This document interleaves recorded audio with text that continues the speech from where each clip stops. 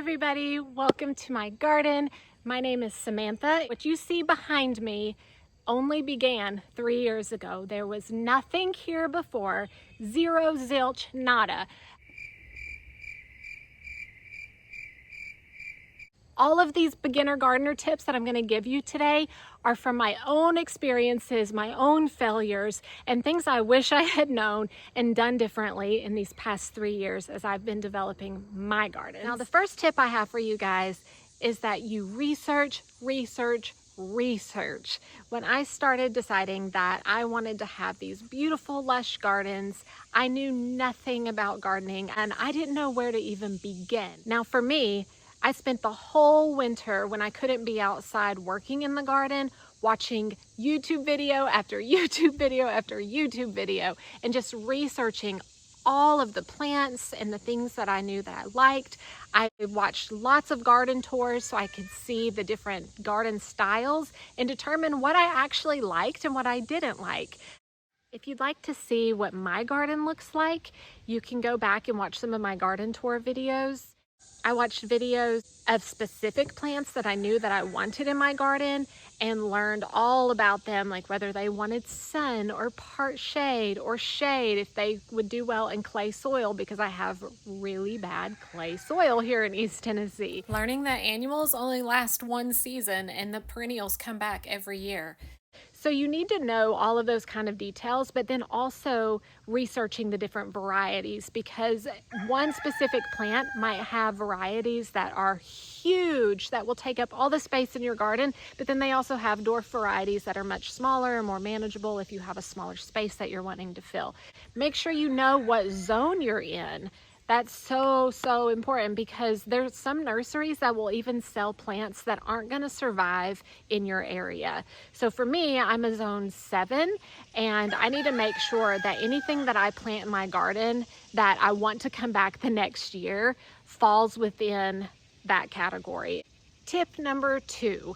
Now, I didn't do this until this year, but I wished I had. I really wanted to do it last year and I didn't have a chance. But running drip irrigation, oh my word, it has helped me so much. The health of my plants is so much better. I'm not out here for hours every day trying to water and keep things alive in the heat of the summer. So I was determined at the start of this season that I wanted to get my drip irrigation in, and I did, and I'm so happy. I run my drip probably once, maybe twice a day in the heat of the summer. That's what I found works for me for about 30 minutes at a time. I just turn them on. I've got 2 different systems, one on one side of the driveway and then another one running on the house side of the driveway, and I just turn those on, set a timer on my phone, turn them off. Now, they do have automatic timers and things that are more sophisticated than I am, but for now it's working really well. And so if you want to learn more about drip irrigation, there are tons of videos on YouTube that you can go and watch. The drip that I'm using, I believe, is called Rainbird. I just picked it up at Home Depot. It was something that was recommended by Garden Answer and some other YouTubers, and so I watched some really good videos to teach me exactly what I needed to do in order to run it properly. Now, word of caution is when you run your drip, make sure you're not running your drip near things that are drought tolerant plants. I ran drip near my lamb's ear. They do not need drip. And so I've had to go back and edit my drip and take some lines away from certain plants and add some lines closer to other plants that need it more. So when you are running your drip, you probably do need to pay attention to that. Now, if you're starting a new flower bed, that might be harder because you don't have all your plants in yet. So you can just space things evenly and then always go back and edit. Tip number 3 is when you are starting a new flower bed, especially the landscaping around your home, it's always recommended to start with the structure first. So when I was planning my landscaping around the house, I got way ahead of myself and I wanted all the beautiful frills and fluffs, and I didn't put in the evergreens that I needed to put in first to add the structure to my gardens. I thought I just wanted all the pretty and I didn't need that other stuff. It was expensive and I just wanted to go for it and get the color that I was looking for. Well, now I'm having to go back and edit my beds and put in some evergreens because I realize I really do need those to have the look of the garden that I'm wanting. A lot of times when you have a home, you're already going to have your sidewalk leading up to your house, but you might need to add other pathways, and that's something you can do with stepping stones or brick or different things like that. But for us, we had zero landscaping, zero plants, nothing except just open space and a lot of clay dirt. So I went in and I put in a front walkway up to the house, and then I ended up lining my porch with knockout roses and some other things. So actually I'm gonna have to go back and dig up all of those roses I planted at the front of the house so I can go back in with some boxwoods or some globe arborvitaes and put some structure right there at the porch. And then that's also gonna add to the winter interest when I'm looking out my windows so I just don't see nothing. So I've got a video where I'm actually talking about the things that I want to change in my garden that I posted just a couple weeks ago. And so you can go back and watch that if you want to see more of the things that I need to change. All right, you guys, my number 4 tip for new gardeners is to pay attention to the plant size and layering your garden. I have shorter plants in the front, medium size behind that, larger behind that. So I have a layered effect and it just turns out to be so much more pleasing to the eye. So like I said earlier, when you're doing your research, you'll find that lots of plants have different varieties and they come in many different sizes, and make sure you're getting the variety that's going to grow and mature to the size that you need and want for your garden. So if you're wanting to put, let's say, Nepeta, which is a beautiful purple plant that looks kind of like lavender. I can't really grow lavender here. It doesn't grow for me. I've killed many lavender plants, but I get a similar look with the Nepeta, but there are so many varieties. I have Six Hills Giant, which is a giant variety of Nepeta. It takes up so much space. It's so beautiful, but it is huge. It's the biggest on the market, I do believe. And then I have some Walker's Low, which is highly recommended by many different gardeners, especially here on YouTube. That's a favorite, but they get really large too. So if you have a smaller garden, you might not want those sizes. There's also Cat's Pajamas, which is a nice smaller size of Nepeta. But you want to make sure that you're getting the variety that you want, because if you were to plant your Six Hills Giant in the front of the border, you're not going to see anything else that's behind it. And if you plant your little Cat's Pajamas Nepeta towards the back of the border, you'll never see it because everything else is going to cover it. So make sure you're paying attention to the varieties and how big they're going to get, and then layer accordingly in your garden. All right, you guys, this is tip number 5 for you. Putting the right plant in the right place makes a huge difference. So when you're doing all that research early on, make sure that you are knowing and determining where each plant needs to be planted in order to be happy and to survive. So just word of caution, pay attention to the tags and plant things out according to what they say on the tag. So take this Delta Blues Chase Tree tag, for example. It's going to give you lots of really important information, like that it needs well-drained soil, that it can take acid or alkaline soils. It tells you that it needs full sun, that it has medium water needs. It tells you if it's going to be good in your zone. This particular plant is a zone 6 through 9. It tells you it's going to get 8 to 10 feet tall and 8 to 10 feet wide. So this is going to be very large in your garden.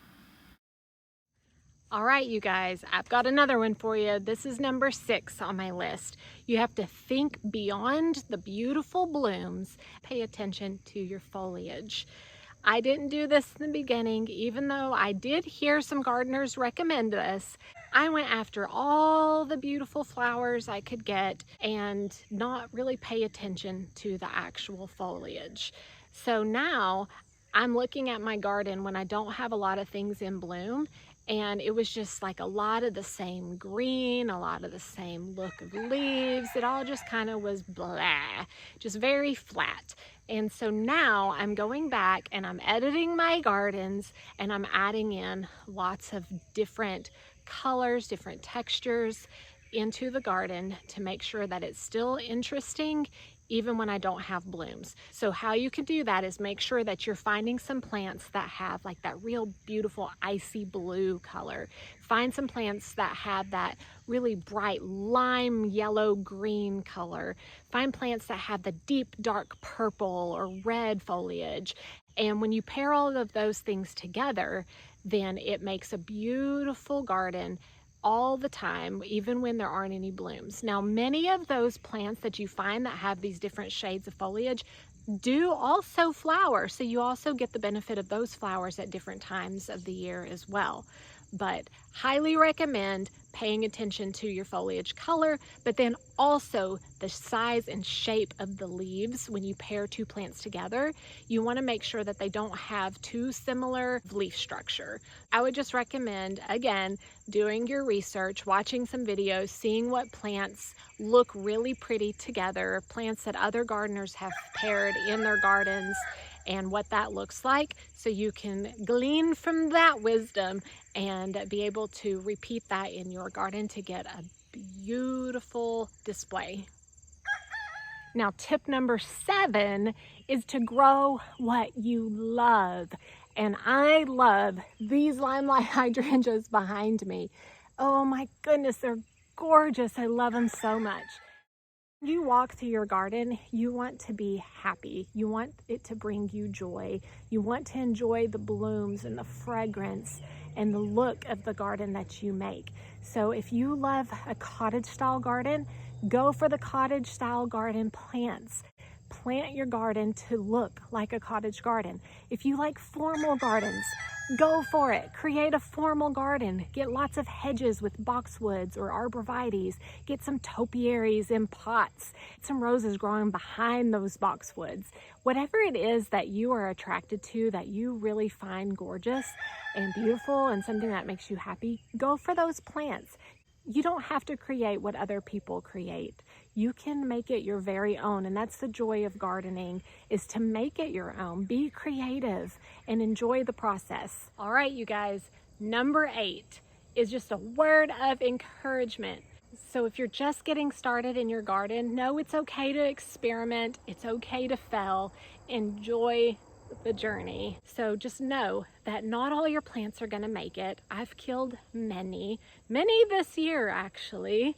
Don't be afraid to edit. When you start your garden, if you put things in places that you don't love, or you realize that you planted it in the wrong spot because it's not surviving very well, dig it up and move it somewhere else, or dig it up and get rid of it if you don't enjoy it, if you're not loving it. But also I would say, be patient, because sometimes it takes a while for things to get established and to mature and to really come into their own. So you just got to be careful to make sure that you're making that determination as to whether or not you just need to be patient and let it grow and fill in, or you just really hate where you put it, and then move it. It's okay. So thank you guys so much for hanging out with me today and hearing the 8 tips I have for beginner gardeners, as I am a beginner gardener myself. And these are tips that are really close and dear and sincere. I hope this video was helpful. I hope that you subscribe to the channel so you can see all of my garden tours and my videos where I do some planting and some editing in my own garden. And hopefully I can share the joy of gardening and the journey along the way with all of you all. I appreciate you guys so much, and I'll see you next time. Happy gardening, guys.